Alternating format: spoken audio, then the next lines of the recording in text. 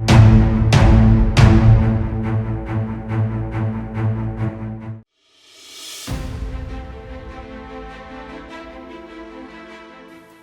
I'm Plexi Cosplay, and today I've partnered with DecoArt to bring you this Fantasy Effects iridescent pebbled scale technique.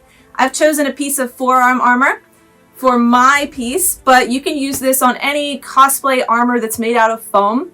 You're going to start with hot glue pebbled scales and of course your foam armor base, and then we're going to take that to the next level with this awesome painting technique from DecoArt. So let's get started. I would like to show you a super simple hack to making dragon scales, the pebbled version, and to have them with a nice shiny rounded top. So instead of layering foam, like a 2mm foam cut up of scales all on top of your base layer, what we're going to do instead is use this super easy pattern. You can trace out where your scales are, and then I'm going to show you exactly how to make them so they're nice and rounded and sharp. All you have to do is put it on your base layer. So if it's a piece of armor or a helmet or whatever, you can easily bend this over and then just trace out roughly where each of the scales are. You could also take like a dauber or something and just kind of lightly dab with a lighter paint where these are, but I just like to use my Sharpie marker, and I go through and trace out each one. I'm just going to do a small section here to show you guys.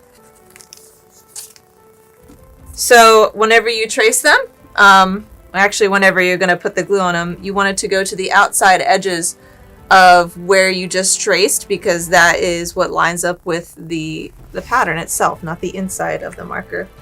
Okay, so you want to make sure your hot glue gun is nice and heated before you get started, because if it's still not heated the whole way, the glue is not going to come out in a nice uniform pattern. We're going to do I like to call it a piling method. So you start at the middle and you squeeze a lot of glue out so that it piles outwards towards the edges, and you can kind of move the glue around as well. So I'm going to start here with one of the bigger ones here at the bottom. It might be difficult to see, but I start in the middle, push the glue out, and then kind of push your glue towards the edges. And then I use a swirling method at the top to disconnect my glue gun from the pile. As it starts to cool, it'll settle a little bit towards the edges as well. And you want to keep it flat. So if you have a rounded piece of armor, you want to try to make sure to do the top or the flattest parts. Let that cool and dry before you move to the next section, because you did make a pile of glue. It will take a little longer to dry, and you don't want it to run down the sides. But that's about what that looks like. So I'll do a few more here. Again, we start at the middle, let it pile, and then do a swirl to disconnect. Now the reason I do this swirl to disconnect is not because it doesn't make all of those like spidery kind of tendrils. You'll have to take the glue, it's almost like hairs. You'll have to take those off later anyway. It's because you don't want to smear your glue, and it would take away from that nice round edge that you have, so you don't want to kind of rub it off or have it pull out away from the scale. When you swirl to disconnect, it pulls up and gives you that nice sharp rounded edge for your pebbled scale. There you have it.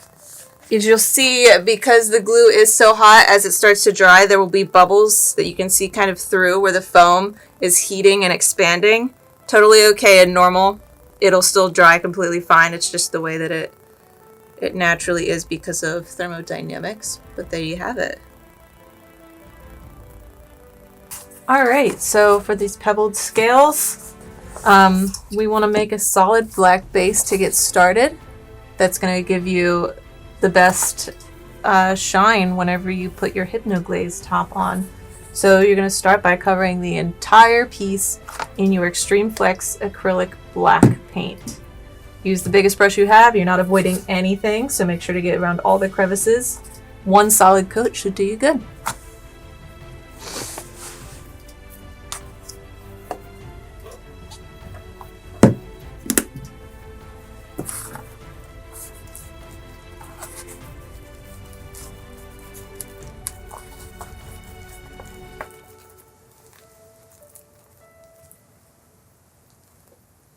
because of the awesome leveling properties of the X-treme Flex line, there's a lot of room for error here for paintbrush strokes, really. So if you see there's a lot of strokes, as it dries, it will level itself a bit. But, make sure there's no big globs between your pebbled scales here. Just kind of paint over those. You will only need one coat of black paint. It's got a really solid color to it, and it's very vibrant, so you don't need to continue painting several times. But you can always do some spot checks afterwards. Also, you don't need to prime your foam other than just using a heat gun to level out the texture.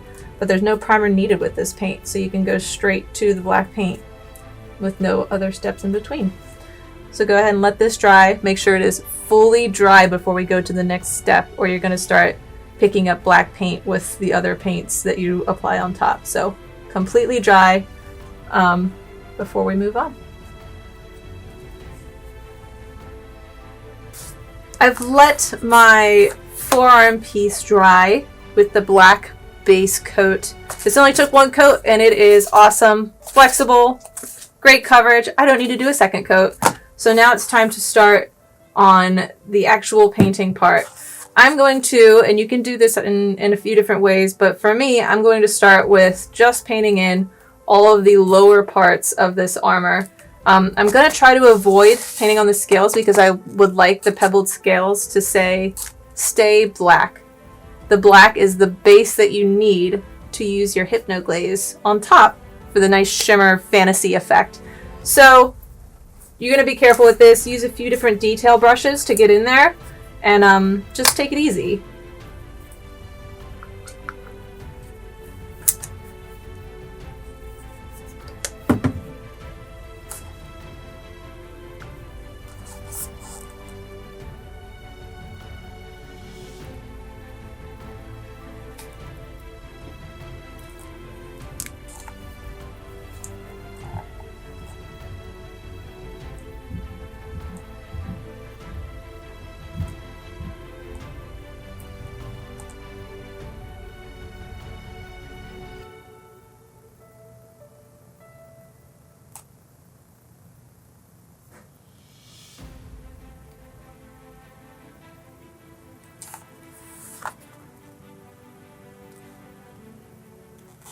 Oh, and I suppose I didn't mention exactly what color. I'm using the X-treme Flex acrylic in Earthen Brown. I'm going to use a lighter color for the top portions here, but for now we're going to use the Earthen Brown for the lower.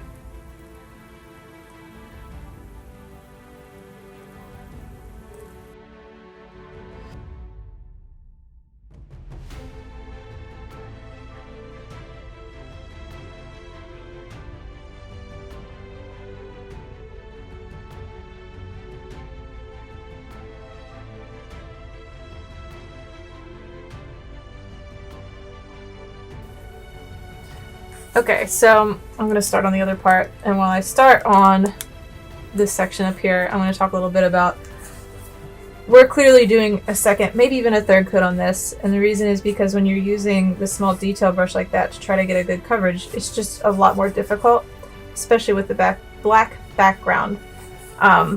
So you're going to dedicate some time to this, and it seems like it is busy work, but I promise the result is totally worth it. So just take your time. If you get brown on the black scales, no big deal. Happy little accidents. We'll fix those later. It's just going to take a little detail brush with some black on it at the end to just touch up any spots that we hit. And it's just not a big deal. I mean, it's cosplay. Have a little fun. This is a good time to mellow out. You can, listen to a podcast. You can just enjoy. It's sort of like crocheting. Just enjoy the painting and the detail work and zone out a little bit. So you're going to let this fully dry before we do another coat. You don't want to start pulling off some of the thicker spots while you're trying to paint over it, and it just takes longer then. So 10 to 15 minutes at a minimum. I'm going to go get myself some lunch, and then I'm going to come back and we'll start some more coats. All right, if you've let this dry completely, then it is now time for another coat. Let's get to it.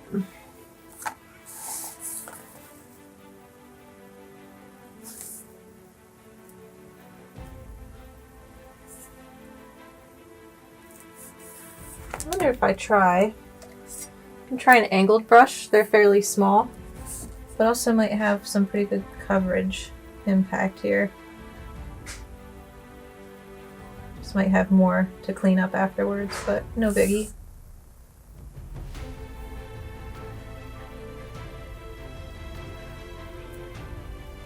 Yeah, we're gonna go for that and then just clean up more at the end.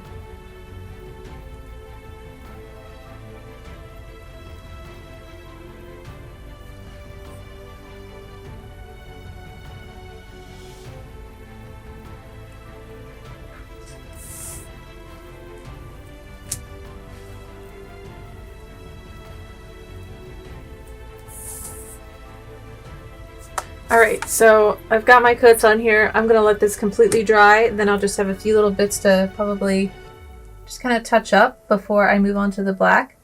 It will look, as you can see, it will look messy because you have not cleaned up any of the scales yet. You haven't done the trim, you haven't done...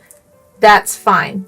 All you're doing is looking to make sure that you've got a pretty good coverage on these bottom colors, the base colors. And we'll fix up the rest as we go along, but we want to make sure it's completely dry before we do our final touch-up. So I'm just kind of laying on some extra paint in the spots that need it, and then when it's fully dry, I'll fix up the rest, and then we'll begin our black colors and our trim. So you let the earthen brown acrylics on the bottom dry completely. For me, I let it dry overnight. So whenever you come back, get yourself set up or ready to go, make sure you have a cup of coffee, but also paintbrushes. For this one, because the next step that we're going to do is start painting all of the scales black, just to kind of clean up what we had already done and make sure everything's correct. So the Fantasy Effects Iridescent Pebbled Scale technique starts with a really solid base. The same way with makeup, you want to start with a nice foundation. It's the same for paint. That means cleaning up the edges. We're going to paint the trim, make sure everything's good. I'm actually going to wait to do the trim because it sticks up a little further than the scales. And whenever we start doing the fantasy effects, it is a sponge technique, and you probably are going to hit the trim a bit. So we're saving that for last. So right now we're going to focus on the black scale base to get going. So let's get started here. Get our acrylics. Extreme Flex acrylic. Again, it's what you started with when we first did the base. It's the black. Let's get that going. I'm going to mix this up just because I had waited overnight on this. And I'm actually going to use probably a mix. This is an angled brush, just a smaller one here. But I'm also going to use just a flat brush as well because I think we can probably get most of what we want to achieve done with the flat brush.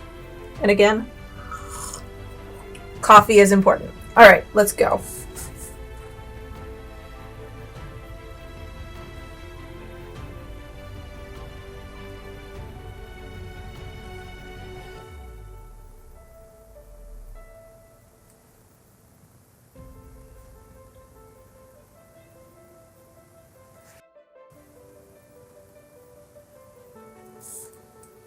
And you see, it doesn't have to be perfect, but I'm just trying to get a nice smooth painted edge around each scale. You don't want to have like jagged lines there at the end, and you're just cleaning up what you had already done before.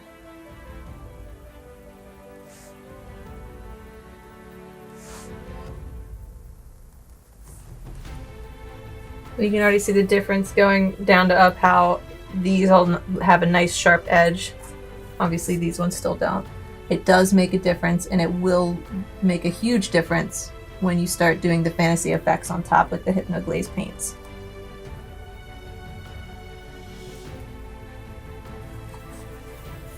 Alright, so if you think that you're done, one thing to do is just kind of look at it from all angles, because these are 3D details, and so it's easy to miss the sides. So I just like to kind of move it around, make sure I got all the spots that I want to. Again, it doesn't have to be perfect, but it's easy to get kind of close to that.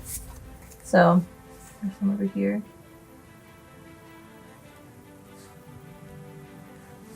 Okay, I think it's looking pretty good. We want to let that fully dry. If you want to, in the meantime, you can take some more of your earthen brown, just a little bit, you don't need much, and one of your brushes. I'm going to use a smaller semi-thick detail brush, and if there's any spots that just look a little bit lighter, now you can go through and make sure you got it all while you wait for the black to dry.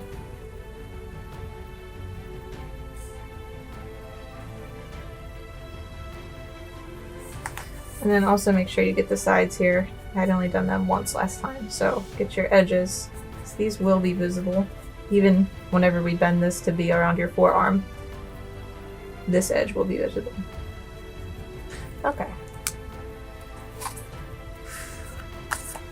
Allow to fully dry, and then we will come back. I'm going to wash these paintbrushes out because while we might use them, it won't be for a while, and you don't want to let your paintbrushes dry up. It'll ruin them. Keep them looking nice. So I'm going to do that, and when we come back and this is dry, then it will be time to start our fantasy paint effect.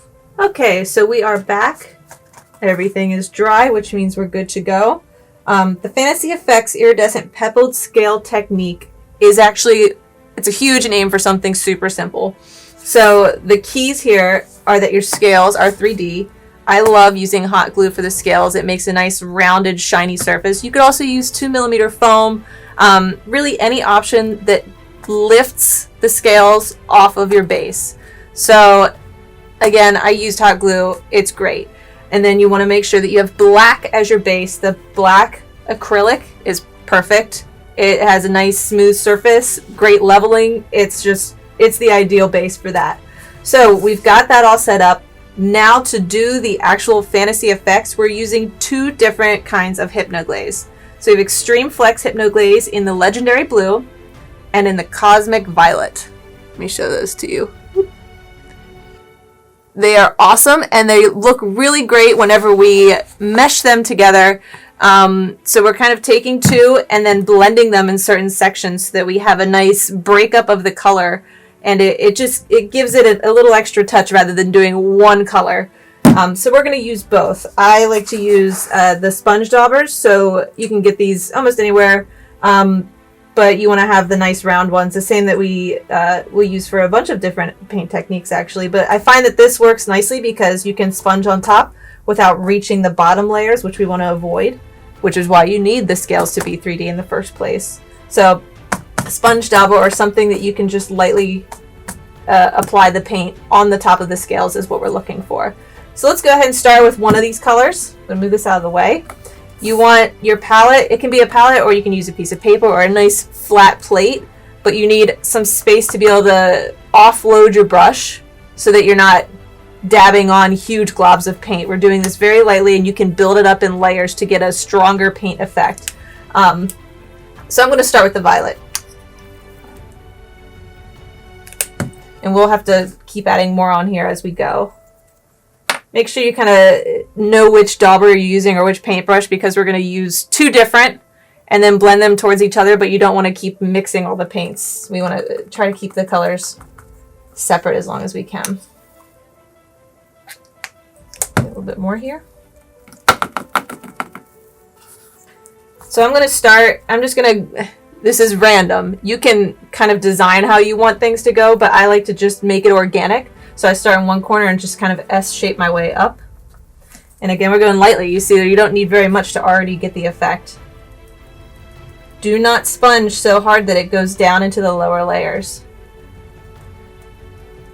And if you see that the paint is kind of whitish, that means you have a little bit too much. Just dab it off and keep pulling it back onto your brush and going up into different sections.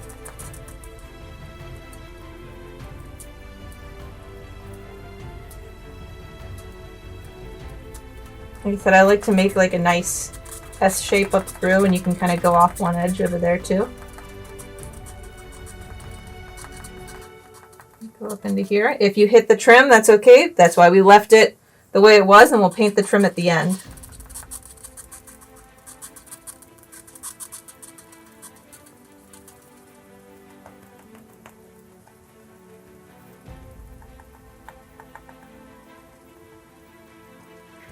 And what I do is I make my solid path. So my first path here already looks awesome.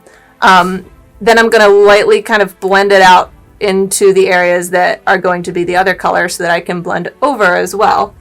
So just lightly kind of go into the other areas that we haven't touched yet. Just blend out.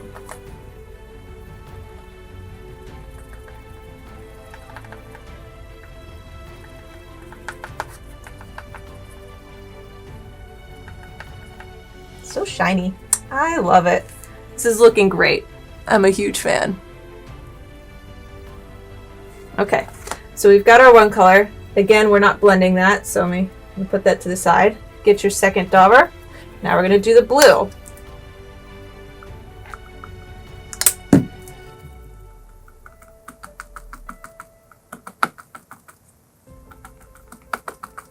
Remember to offload most of it before you start.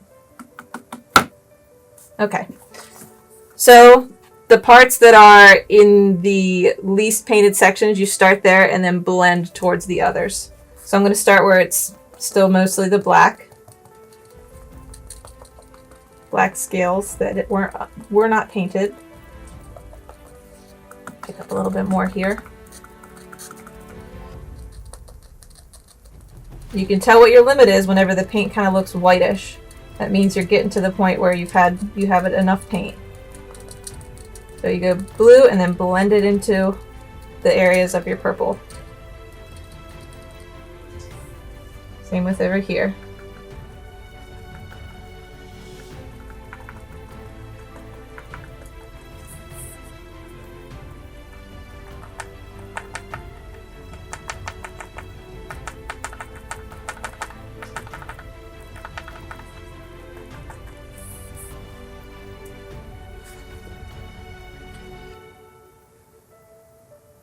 You can see we have a little bit of the purple that runs up here in an S shape, and then the blues blend in towards the purple now.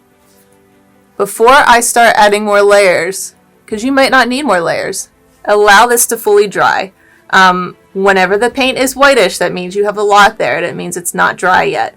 So I will let this dry for at least 10 to 15 minutes because I want to make sure it completely is dry so that I know what that color looks like before I add more. The more layers of the Hypnoglaze that you add, the more vivid the effect, and it will start becoming more opaque almost. So, you know, it's up to what effect you're going for. You might be okay with just one layer, and you might want more. I'm going to wait and see how this dries up. I might do a little bit of a second layer. I might make it more opaque towards the solid colors, and then less opaque in the gradients, but we're going to see. We're going to let it go ahead and dry for a second, but it's already looking super cool. I love it in the light here, and as we bend it for our arm, it's going to look really nice. So go ahead and let it dry, and then we'll come back in about 10 minutes after it's dried to see if we would like to add more. Okay, so we are back. This is dry, which is awesome. So that means we are ready to go to the next step. I think I'm going to add a second layer real quick. I want it to be a little more vivid than it is, so I'm going to start with the violet. Start right in the center again. A little too much there. Okay, and then I'm going to do the blue.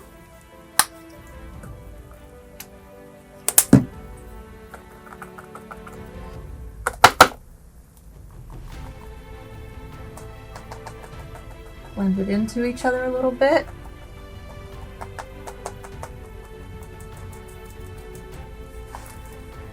That's going to look awesome. So you can see right now, it's a little bit thicker, but also you can see it's a little whitish because I have so much paint on there and it needs to dry again.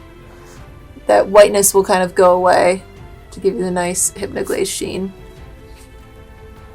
We're gonna let it dry again before we really call it a day. So while that's drying, we can go ahead and start working on the trim. So for the trim here, just pick any of your lighter color browns that you might have on hand. For me, I'm going to choose the acrylic in buttermilk. Let's mix it up here, and for me, I'm going to pick just one of my flat brushes. I think that'll work just fine for this. It'll have nice coverage. Okay, so just be careful and aware of where your scales are as you're painting this. You're probably going to need to do 2 or 3 layers because it's a lighter color going over the black, which is really difficult for any paint. Even ones that have coverage that's this good.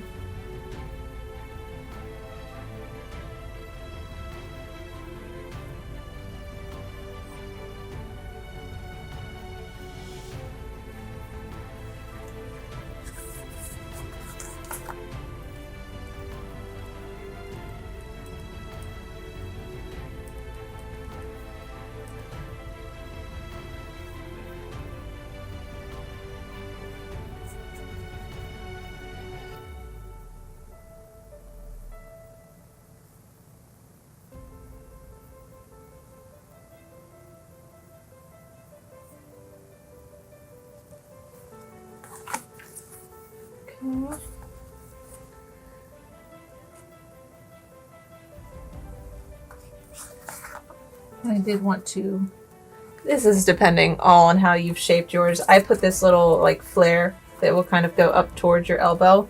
And I did do a little bit of a carve in here, so I'm just going to paint that in a bit.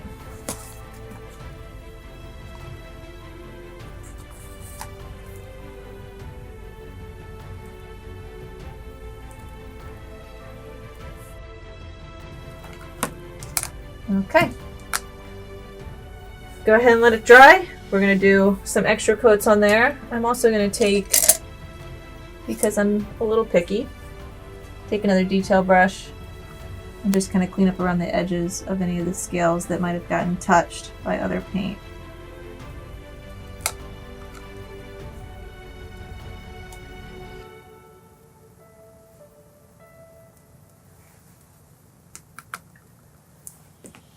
Okay. Feeling pretty satisfied with that. Also, if you accidentally push down with your dauber or whatever you were using to apply the hypnoglaze, if you push down a little too hard and got in the middles, this is the time where you can take your earthen brown and just put a little bit on a detail brush and paint over any of the excess hypnoglaze that might have reached the bottom. I have maybe like a few specks here and there. It's easy to do on the edges. Clean those up. That way the shine is only on the scales, not on the base pieces.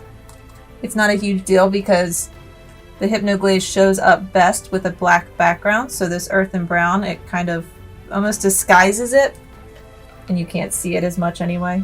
But this is the time where you can, you know, spend some of the drying time making some more progress on this, making it just a little bit better. These are the differences from making something that's good to making something that's kind of great. Just paying attention to the details. Okay, so as long as you've waited for it to mostly dry, it's time to do another coat for your trim pieces. Honestly, 2 coats might be it for this one.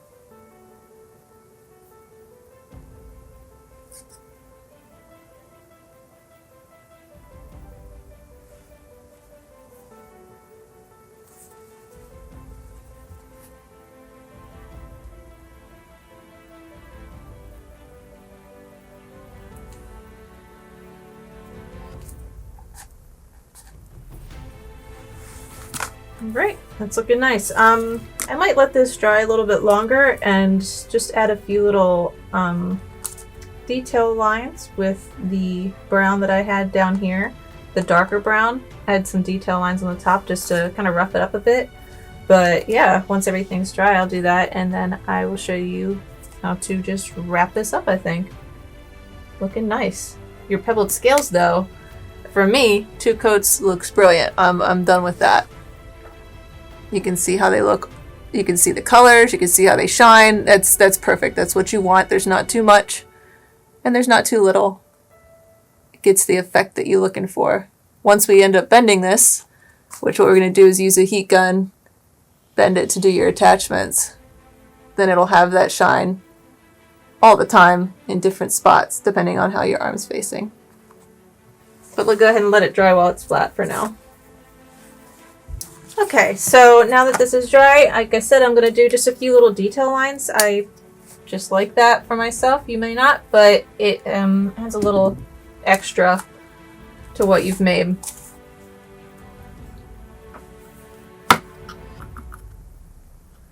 You can use any brush really, and I'm kind of thinking about it. I might try to use one of my fan brushes. Smaller one might be better for this.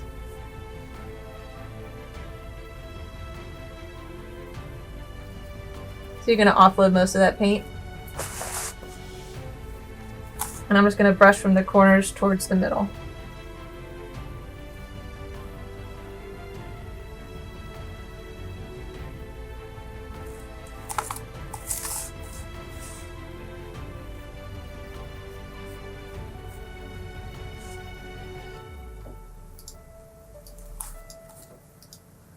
You see, it kind of makes it look a little more like rugged almost.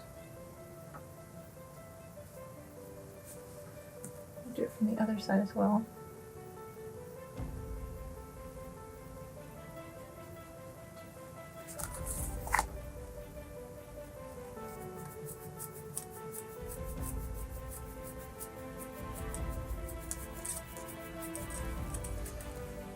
It just gives it a little more dimension.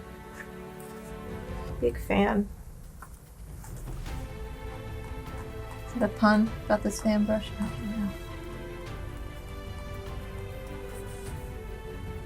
Always make sure you get to your edges, otherwise it kind of breaks the continuity of what you're doing to be able to see that there's edging to it that was unpainted. There you have it.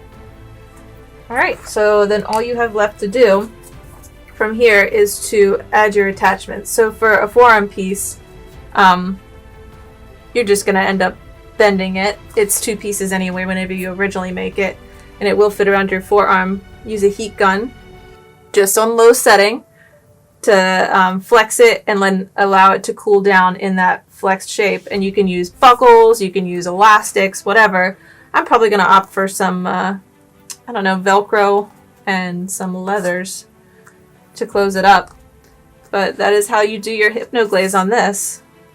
If you had a curved piece, you're going to do the same method, except you just won't have to bend and do your attachments afterwards. It's just because this is a forearm piece is why we have that extra step. But there you have it.